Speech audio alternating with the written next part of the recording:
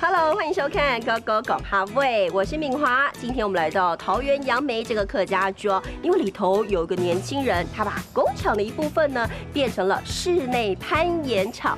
为什么？主要就是要推广极限运动。而说到运动，它的客家话就是运通。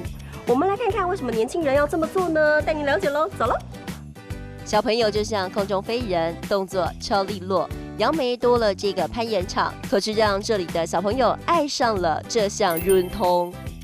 要攀岩，安全措施也很重要哦。所以现在请教练教我们怎么穿装备。那我们现在看到的是腰带，腰带的话，这边是腰的部分。我的这边有没有反扣？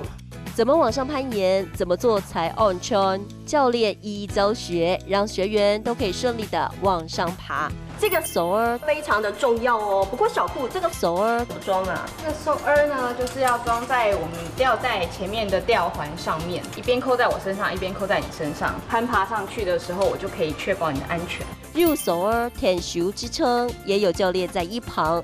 只是为什么像这样的攀岩运动场会设在客家庄杨梅呢？原因就是因为客家人郑家敏，他希望能够好好的推广这项运通。最主要原因是因为我很喜欢这个运动，还有这边是我的家乡。可是，一般会觉得攀岩这个运动好像会有点危险性，对不对？不管任何运动，它都有一定的风险性存在。但是我们所做的教育不是要让它没有风险，而是降低风险。左脚要踩稳。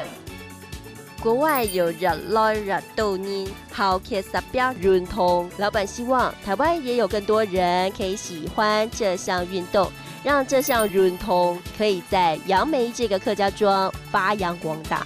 Hello， 各位观众朋友们，今天跟着敏华一起来攀岩哦，我非常喜欢这个运动哎，观众朋友们，你们也喜欢吗？一起来复习一下，今天认识新的词吧。第一个词呢就是绳子，手儿。第二个呢就是运动，运通。第三个，来学一整句话，来看这句话就是越来越多人喜欢攀岩运动。越來越多人好其實標準通，越來越多人好其實標準通。你们也喜欢吗？记得不管什么运动，安全第一优先。我们下次见喽，拜拜。